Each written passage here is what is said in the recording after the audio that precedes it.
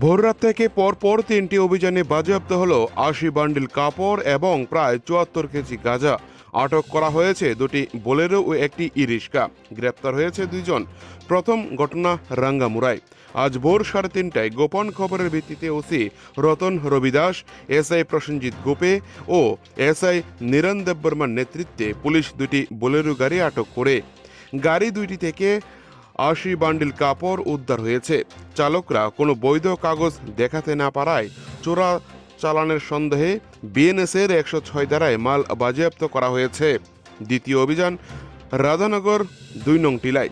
Police ও জেলা mobile forensic দল যৌথভাবে একটি ই রিক্সা আটক করে তল্লাশিতে উদ্ধার হয় ৪০ কেজি ৪২০ গ্রাম শুকনো গাঁজা।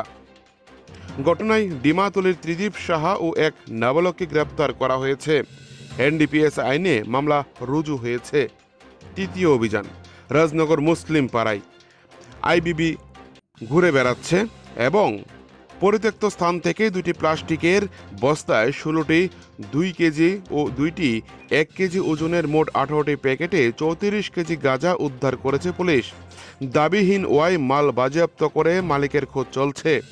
পিয়ারবাড়ি থানার এসআই রতন রবিদাস জানান, গোপন সূত্রে খবর পেয়ে আমরা এক রাতে ৩টি জায়গায় অভিযান চালাই। কাপড়ের কোনো কাগজ ছিল না। গাজার ঘটনায় ২ জনকে গ্রেপ্তার করা হয়েছে। তার প্রাথমিক তদন্ত চলছে। চোরাচালান রুখতে আমাদের অভিযান জারি থাকবে। এক রাতে ৭৪ কেজির বেশি গাঁজা ও ৮০ বান্ডিল কাপড় বাজেয়াপ্ত। সীমান্ত এলাকায় চোরাচালান রুখতে পুলিশের এই তৎপরতাকে সাধুবাদ জানাচ্ছেন স্থানীয়রা। পিয়ারবাড়ি থেকে নিজস্ব প্রতিনিধির রিপোর্ট, টিভি 100 বাংলা।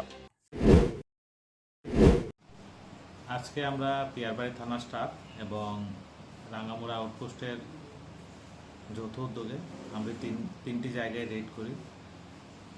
আজকে ভোরবেলা ৩:৩০ নাগাদ আমরা দুটি বোলেরো মালবাহী গাড়ি আটক করি, যার নাম্বার TR01AD 1816 এবং আরেকটি TR01Y 1611।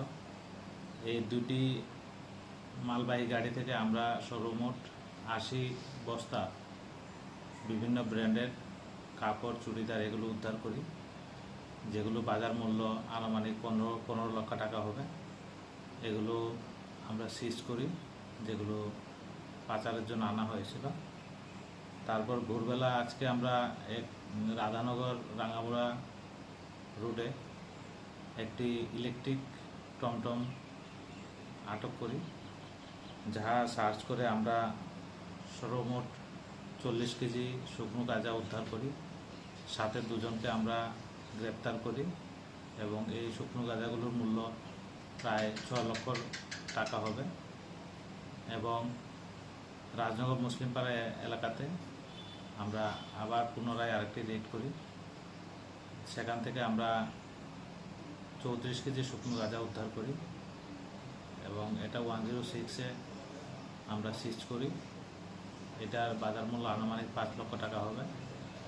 তো আমরা আজকে 3টি রেড করে সর্বমোট ২৬ লক্ষ টাকার মতো আনুমানিক মূল্যের জিনিস আমরা সিজ করি এবং এই ব্যাপারে আমরা তদন্ত করছি এবং কে কে এটা এই পাচারের সাথে আরও যুক্ত আছে এগুলো বের করে আমরা আইনগত ব্যবস্থা নেব।